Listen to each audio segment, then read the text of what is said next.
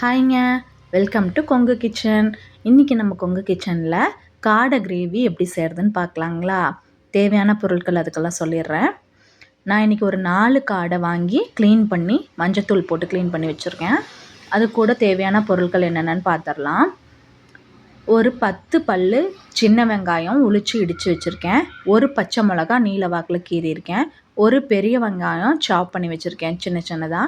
2 பழுத்த தக்காளி கட் பண்ணி வச்சுருக்கேன். 2 கொத்து கருவேப்பிலை, தேவையான அளவு மல்லி இலை. நான் தாளிக்கிறதுக்கு ஒரு பட்டை, லவங்கம், ஏலக்காய், ஜீரகம், மிளகு, சோம்பு, கல்பாசி இதெல்லாம் தான் எடுத்து வச்சுருக்கேன். இப்போது அடுப்பில் ஒரு வானல் வச்சு வானல் சூடானதும் நல்லெண்ணெய் சேர்த்திக்கோங்க. ஏன்னா காடை ரொம்ப சூடானது, அதனால் நல்லெண்ணெய் சேர்த்து செஞ்சிங்கன்னா ரொம்ப நல்லாயிருக்கும்.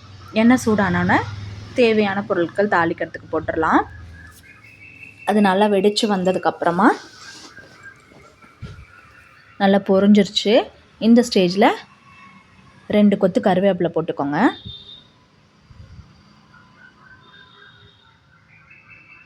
ஒரு பச்சை மிளகாய்,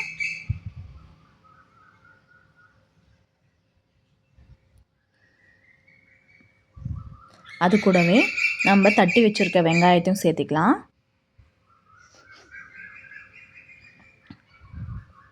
வெங்காயத்தை நல்லா நல்லெண்ணெயிலே வதக்கி விடுங்க. கொஞ்சம் மீடியம் ஃப்ளேமில் வச்சுக்கோங்க. வெங்காயம் இந்த மாதிரி கலர் மாறினதுக்கப்புறமா ரொம்ப வதங்கணும்னு அவசியம் இல்லை. வெங்காயம் ஒரு கண்ணாடி பதத்துக்கு வந்ததுக்கப்புறமா ஒரு 1.5 ஸ்பூன் அளவுக்கு இஞ்சி பூண்டு பேஸ்ட்டு சேர்த்திக்கலாம். இதுவும் நல்லா எண்ணெய் பிரியற அளவுக்கு வதக்கிக்கோங்க. காடை எப்பயுமே நல்லெண்ணெயில் செய்யுங்க. அது ரொம்ப ஹீட்டு, பட் ரொம்ப டேஸ்ட்டாக இருக்கும், ரொம்ப ஹெல்த்தி. நல்லா எண்ணெய் பிரியற அளவுக்கு வதங்கிருச்சு. அது கூடவே நம்ம சாப் பண்ணி வச்சுருக்க வெங்காயம், பெரிய வெங்காயம் அதையும் சேர்த்து நல்லா வதக்கி விடலாம்.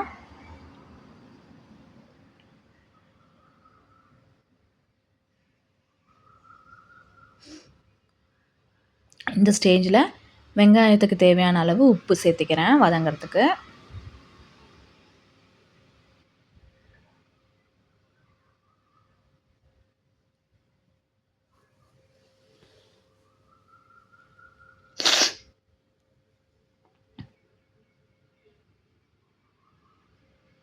வெங்காயம் ஓரளவுக்கு நல்லா கலர் மாறிடுச்சு.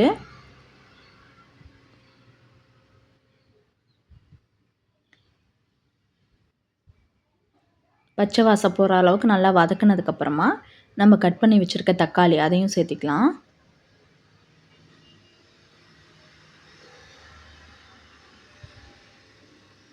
அதுவும் சேர்த்து நல்லா பெரட்டி விடுங்க.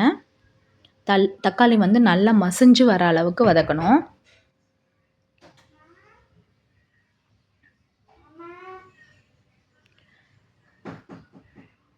நல்லா குழஞ்சி வர அளவுக்கு நல்லா வதக்கி விடுங்க. ஓரளவுக்கு எண்ணெயில் நல்லா வதக்கி விட்டதுக்கப்புறமா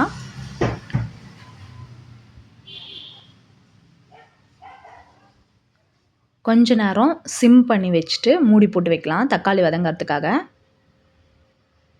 தக்காளி நல்லா வதங்கிருச்சு. இங்கே பாருங்கள், எண்ணெய் நல்லா பிரிஞ்சு வந்திருக்கு. இப்போ கொஞ்சம் கரண்டியில் தக்காளி அங்கங்கே முழுசாக இருக்கிறதெல்லாம் மசிச்சு விடுங்க, மசிஞ்சிரும்.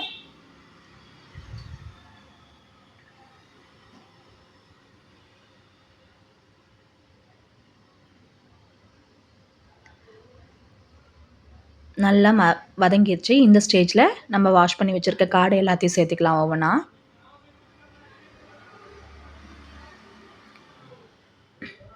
சிக்கன் மாதிரியே தான். சிக்கனை விட சொல்லப்போனால் ரொம்ப கம்மி நேரத்தில் சீக்கிரமாக வெந்துடும் காடை. ஒரு 8 to 10 நிமிஷத்தில் வெந்துடும். நம்ம சாப்பிடும்போது இது வரைக்கும் யாரும் சாப்பிடாம இருந்தீங்கன்னா ஒரு தடவை ட்ரை பண்ணி பாருங்கள். சாப்பிடும்போது சிக்கன் சாப்பிட்ற மாதிரியே தான் இருக்கும். காடை சேர்த்துட்டு நல்லா அந்த மசாலாவோட ஒன்றோட ஒன்றா நல்லா கலந்துற மாதிரி பெரட்டி விடுங்க.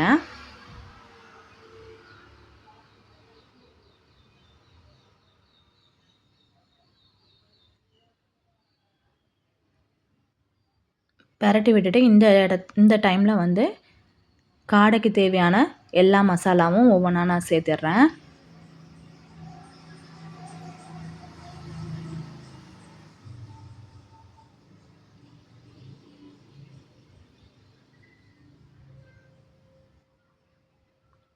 உப்பு நான் ஆல்ரெடி தேவையான அளவு சேர்த்திருக்கேன். இப்போ இன்னும் கொஞ்சம் உப்பு சேர்த்திக்கிறேன். உப்பு பார்த்து சேர்த்துக்கோங்க, கரிச்சிற போது. காடைக்கு தேவையான அளவு உப்பு,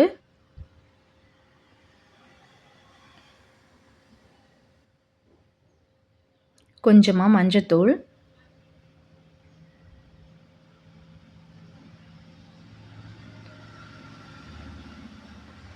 காரத்துக்கு தேவையான அளவு மிளகாத்தூள் சேர்த்திக்கலாம். நான் ஒரு 2 ஸ்பூன் அளவு மிளகாத்தூள் சேர்க்குறேன்.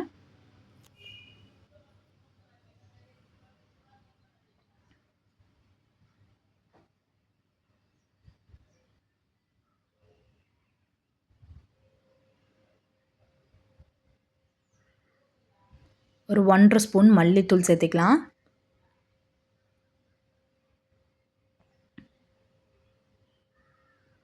இப்போ எல்லாமே நல்லா ஒன்றோட ஒன்றா மசாலாவில் கலந்து விடுங்க. நல்லா பரட்டி விடணும்.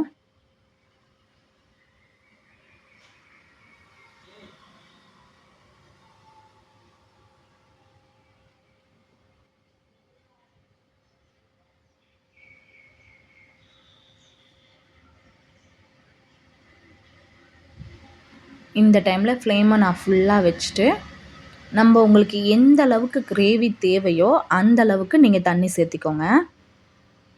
நான் இன்றைக்கி வந்து ஒரு 2 டம்ளர் அளவு தண்ணி சேர்க்குறேன்.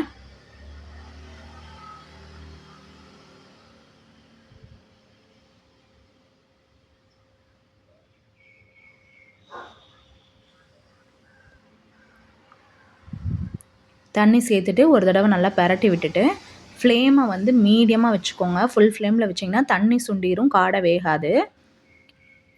மீடியம் ஃப்ளேமில் வச்சு மூடி போட்டு வச்சுருங்க.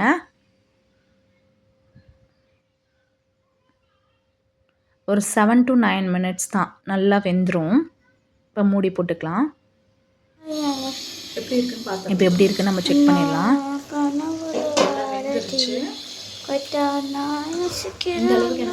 நல்லா வெந்துருச்சு. செம்ம டேஸ்ட்டாக இருக்கும். நீங்கள் ஒரு தடவை ட்ரை பண்ணி பாருங்கள்.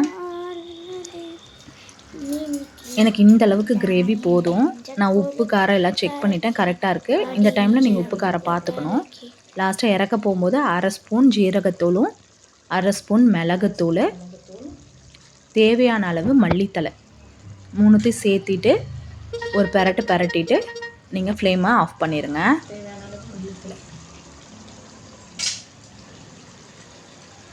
குழம்பா வைக்கிறதுனா நீங்கள் இதே மெத்தட் ஃபாலோ பண்ணி கூட தேங்காய் மட்டும் அரைச்சி ஊற்றிக்கலாம். எல்லாத்தையும் ஒரு பரட்டிட்டு ஃப்ளேம் ஆஃப் பண்ணி விட்டுருங்க. நம்ம இப்போ பிளேட்டிங் பண்ணிவிட்டு எப்படி இருக்குன்னு நான் காட்டுறேன். ஃப்ளேம் ஆஃப் பண்ணிடலாம். டேஸ்டியான சூடான காடை கிரேவி ரெடி. ஒரு தடவை ட்ரை பண்ணி பார்த்துட்டு எப்படி இருக்குன்னு கமெண்ட் பண்ணுங்கள். Thank you so much.